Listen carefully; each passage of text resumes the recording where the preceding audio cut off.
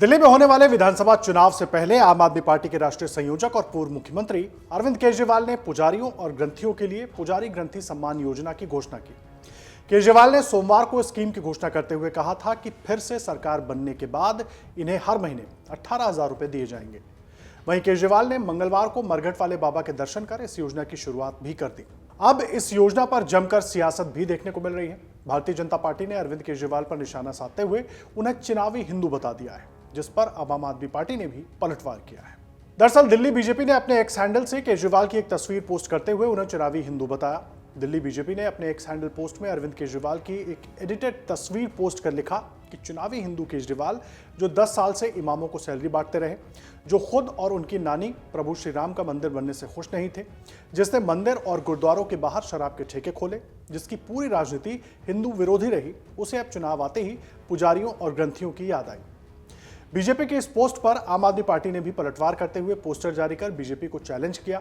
आम आदमी पार्टी ने अपने ट्वीट में लिखा, बीजेपी में हिम्मत है तो अपने शासन वाले 20 राज्यों में पुजारियों ग्रंथियों को 18,000 रुपए की सम्मान राशि देकर दिखाए। वहीं इस मामले को लेकर दिल्ली बीजेपी प्रदेश अध्यक्ष वीरेंद्र सचदेवा ने भी अरविंद केजरीवाल पर निशाना साधा। सुनिए। भारतीय जनता पार्टी लगातार पिछले कई वर्षों से मंदिर के पुजारी और ग्रंथियों को वेतन मिले, इसकी मांग को लेकर लगातार दिल्ली की अरविंद केजरीवाल सरकार का घेराव कर रही थी। मंदिर के पुजारी साधु संतों ने भी इसका घेराव किया, लेकिन अरविंद केजरीवाल ने एक नहीं सुनी। भारतीय जनता पार्टी इस विषय को लेकर कोर्ट में गई। 2022 में हमने एक पिटीशन हाई कोर्ट में डाली और 2024 में भी डाली, जिसमें एक ही विषय रखा कि क्या कारण है कि दिल्ली की सरकार 2013 से मौलवी और इमामों को तनख्वाह दे रही है, पंडित, पुजारी और ग्रंथियों को तनख्वाह क्यों नहीं दे रही। और उस कोर्ट की जो अगली डेट है वो 21 तारीख है, जहां अरविंद केजरीवाल को ये जवाब देना है कि क्यों हम मौलवियों और इमामों को तनख्वाह दे रहे हैं, पुजारी और ग्रंथी को क्यों नहीं दे रहे। अब जब इन्हें लगा कि कोर्ट में जवाब देना है और चुनाव सर पर है, खाली मौलवी इमामों से गुजारा नहीं चलेगा, तो अब इन्होंने भगवान राम का सहारा लेना शुरू किया है। तो आज इन्होंने ये घोषणा की है कि मैं रजिस्ट्रेशन करूंगा। रजिस्ट्रेशन तो आपने पंजाब में किया था 1,000 रुपये देने का, आज तक किसी एक बहन को नहीं दिया। मार्च में किया लोकसभा चुनाव से पहले, दिल्ली में एक गुलाबी रंग के फार्म छपवा के सबसे भरवाए, वो बोरे के बोरे भरे पड़े हैं, किसी एक महिला को 1,000 रुपये नहीं दिया। तो आज जब चुनाव सर पर है तो इनको ये घोषणाएं याद आ रही हैं। हमारा ये मत है कि भारतीय जनता पार्टी की जब सरकार बनेगी, सबसे पहले ग्रंथी और पुजारियों को वेतन दिया जाएगा। वहीं पत्रकारों से बात करते हुए बीजेपी सांसद बांसुरी स्वराज ने कहा कि केजरीवाल जी की सरकार ने 17 महीने से इमामों मौलवियों को वेतन नहीं दिया है, लेकिन इन्होंने अब एक और नई प्रकार की तुष्टीकरण की राजनीति शुरू कर दी, जिसमें उन्होंने ये कह दिया है कि पुजारियों और ग्रंथियों को वेतन देंगे। ये वो केजरीवाल जी है, ये वो आम आदमी पार्टी की सरकार है जिसने 17 महीनों से ना इमामों को वेतन दिया, ना मौलवियों को वेतन दिया।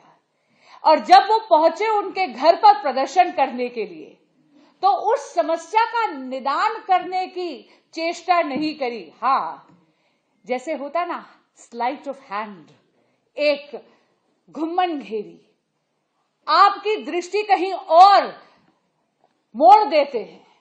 एक नई तरह की अपीजमेंट की राजनीति अरविंद केजरीवाल करने लगे हैं, जिसका नाम है अरविंद अपीजमेंट। ये तुष्टीकरण की राजनीति है, जहां पर उन्होंने कह दिया कि वो पुजारियों को और ग्रंथियों को वेतन देंगे। आपको बता दें कि बीजेपी के साथ साथ कांग्रेस ने भी इन योजनाओं को लेकर केजरीवाल पर हमला बोला है। दिल्ली कांग्रेस अध्यक्ष देवेंद्र यादव ने कहा कि केजरीवाल योजनाओं पर योजनाओं की घोषणा किए जा रहे हैं, लेकिन जो योजनाएं पहले से हैं वो कितनी लागू हो रही हैं। केजरीवाल जी योजनाओं पे योजनाएं तो निकाले जा रहे हैं, लेकिन जो योजनाएं उनकी पहले से लागू हैं उनके साथ कितना जस्टिफाई वो कर पा रहे हैं।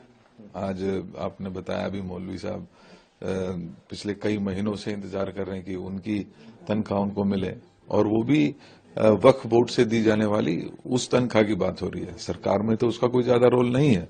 बीजेपी नेताओं के बयान पर अरविंद केजरीवाल ने पलटवार भी किया। केजरीवाल ने अपने ट्वीट में लिखा कि बीजेपी वाले मुझे कल से गंदी गंदी गालियां दे रहे हैं, जब से पुजारी ग्रंथि सम्मान योजना की घोषणा हुई है। मेरा उनसे सवाल है कि क्या मुझे गाली देने से देश का फायदा होगा। आपकी 20 राज्यों में सरकारें हैं, गुजरात में तो आपकी 30 साल से सरकार है, अभी तक आपने वहां पुजारियों और ग्रंथियों का सम्मान क्यों नहीं किया। चलो अभी कर दो, मैंने अब तो आपको रास्ता दिखा दिया। मुझे गाली देने की बजाय आप अपने 20 राज्यों में इसे लागू करो ना, तब तो सबका फायदा होगा। मुझे गालियां क्यों देते हो। वहीं आप सांसद संजय सिंह ने भी बीजेपी पर निशाना साधते हुए कहा कि बीजेपी खुद को हिंदुओं की शुभचिंतक कहती है, लेकिन वो कई राज्यों में सत्ता में है और किसी में भी उसने इस योजना की घोषणा नहीं की है। चुनाव है ना दिल्ली का, तो 22 राज्यों में तो उनका हाथ किसी ने पकड़ा नहीं हुआ है। घोषित कर दो, बोलो मोदी जी से कि 22 के 22 राज्यों में इसको घोषणा करवा दें, कल घोषणा करवा दें। अगर दिल्ली के चुनाव के कारण ही उनको लग रहा है तो 22 राज्यों में घोषणा करा देना। 22 राज्यों में सरकार है भारतीय जनता पार्टी की और उनके सहयोगियों की। नंबर एक बात। दूसरी बात, पुजारियों और ग्रंथियों के खिलाफ क्यों आ गई है भारतीय जनता पार्टी मैदान में? इसका मतलब मानसिकता से ये लोग नफरतों से भरे हुए हैं। मानसिकता से ये भारतीय झगड़ा पार्टी है। इनको दिन रात झगड़ा करना है, नफरत फैलाना है।